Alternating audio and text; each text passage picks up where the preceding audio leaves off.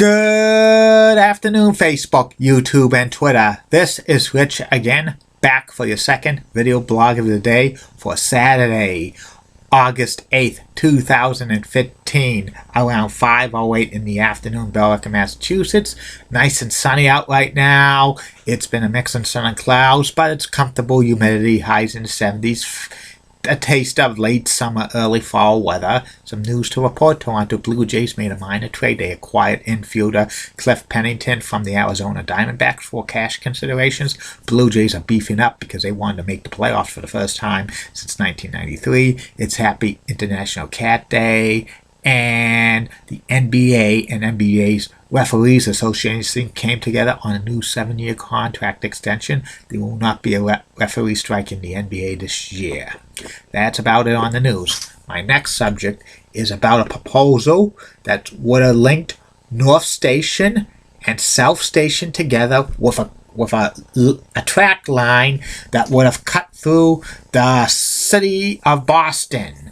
And for years and years, they wanted to link up the North Station commuter rail lines with the South Station commuter rail lines, a direct link. So passengers on the northbound side wouldn't have to take at least 2 MBTA subway lines, the green, orange, or red line, to like South Station, and it would be the same thing, South Station, vice versa as well.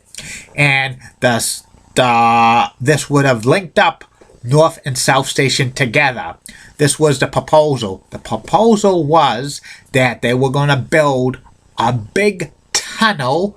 It was near Dorchester Street in South Boston. The tunnel was going to be at least 41 inches wide, and it would have had at least 4 tracks, and it would have had a steep that would have gone down a lot, at least of a third of a graded steep would have been at least 1 mile and stuff, and it would have gone underground right close by to the I-90 Massachusetts Turnpike extension, would have gone underneath the 4-point channel in South Station. They would have had a South Station line there, a South Station stop there, and it would have cut by, and they would have come to a new stop, which would have been Grand Central Station, Boston, which would have been right next to the Blue Line's Aquarium line, and then they would have continued on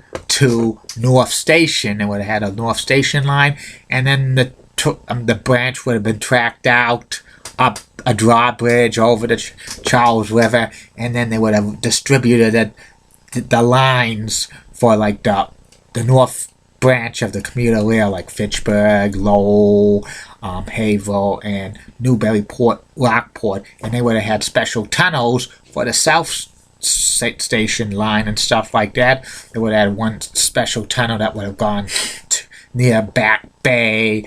The Back Bay train lines go to like Framingham, Worcester, and Providence, Stoughton, and then the Franklin branch and Needham branch. There would have been special lines for the old colony branches of the commuter rail, which would have went to like Millborough, Lakeville, and Kingston, Plymouth. And the Greenbush line, and a special one for the Southwest, would have been the Fairmount line and stuff like that.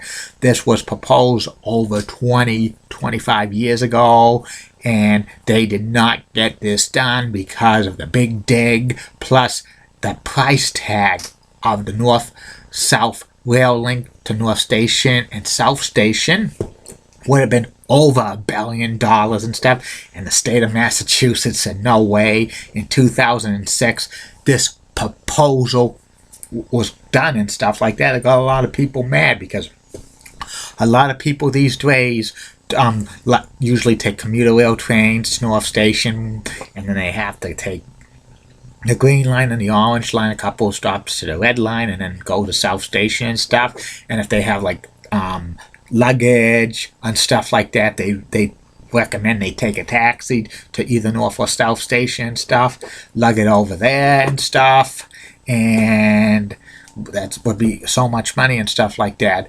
And they want it, and they've had other proposals for North Rail South Link. One proposal was to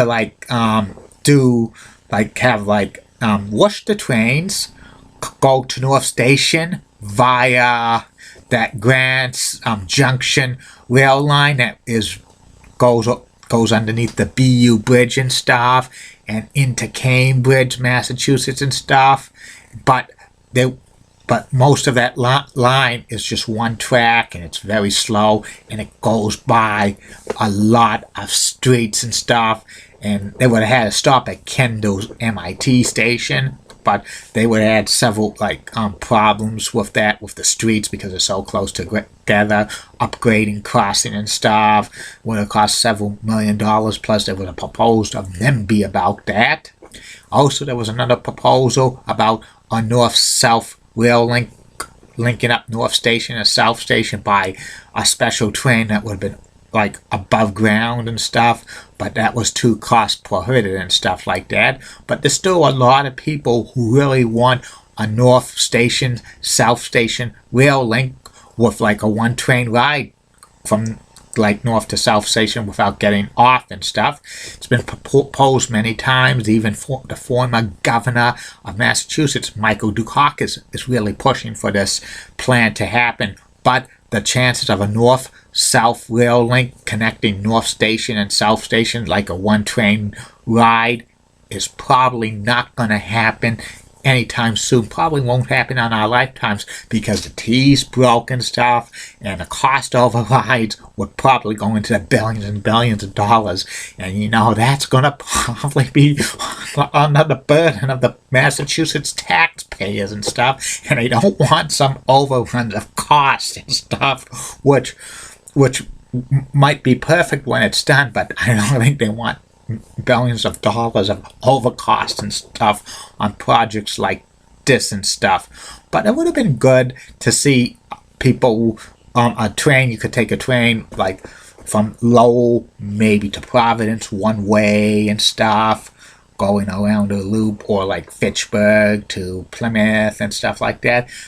Probably they wanted to make the commuter rail lines like the MBTA subway lines, the red, orange, and green lines and stuff. That would have been cool, but I don't see the north-south rail link in Boston happening anytime soon. Probably not in our lifetimes. Maybe in future generations, but I don't see it. It would have been a cool idea anyway.